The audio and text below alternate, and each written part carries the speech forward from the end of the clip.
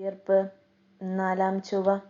വിശുദ്ധ മർക്കോസിന്റെ സുവിശേഷം 3-ാം അധ്യായം 13 മുതൽ 19 വരെയുള്ള വാക്യങ്ങളുടെ വിശകലനം. അപ്പസ്തോലന്മാരെ വിളിക്കുന്നു. ഉയർന്ന മലകൾ ദൈവ സാന്നിധ്യത്തിന്റെ ഉറവിടമാണ്.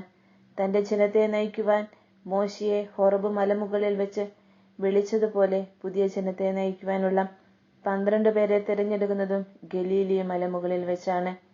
ഈ മലമുകളിൽ വെച്ച് തന്നെയാണ് ലോകമെങ്ങും പോയി സകല ജനതകളോടും സുവിശേഷം പ്രഘോഷിക്കുവാൻ യേശു ഭരമേൽപ്പിക്കുന്നതും. യഹൂദ പാരമ്പര്യത്തിൽ തങ്ങൾക്കിഷ്ടമുള്ള റബ്ബിമാരെ ശിഷ്യർ തിരഞ്ഞെടുക്കുകയാണ് പതിവ്. എന്നാൽ യേശു തനിക്കിഷ്ടമുള്ളവരെയാണ് വിളിക്കുന്നത്.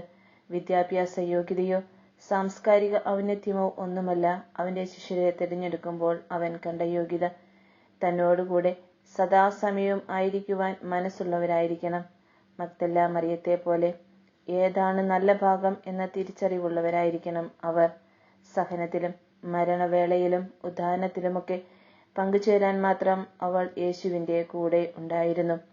ദൈവം കൂടെയുള്ള ഈ അനുഭവം സ്വായത്തമാക്കുമ്പോഴാണ് നമ്മുടെ പ്രസംഗം ഫലവത്താവുക. ദൈവത്തിന്റെ കൂടെയായിരിക്കുന്ന പുത്രൻ മാത്രമേ ദൈവത്തെ കണ്ടിട്ടുള്ളൂ. ദൈവം തന്നെയായ ഏകജാതനാണ് അവിടുത്തെ വെളിപ്പെടുത്തിയത്. പിശാചുകളെ പുറത്താക്കാനുള്ള അധികാരവും യേശു അപ്പസ്തോലന്മാർക്ക് നൽകിയിട്ടുണ്ട്. സാത്താന്റെ തല തകർക്കാനാണ് അവൻ ഉദയം ചെയ്തിട്ടുള്ളത്.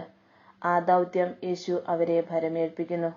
ലോകത്തിൽ കാണുന്ന അഴിമതി, സ്വജനപക്ഷപാതം, വർഗീയത, ദാരിദ്ര്യം തുടങ്ങിയ സർവ്വതിന്മകൾക്കും കാരണമായിട്ടുള്ളത് പൈശാചിക ബന്ധനമാണ്. ഇതിൽ നിന്ന് മനുഷ്യന് വിമോചനം നൽകാൻ ദൈവശക്തിക്ക് കഴിയൂ.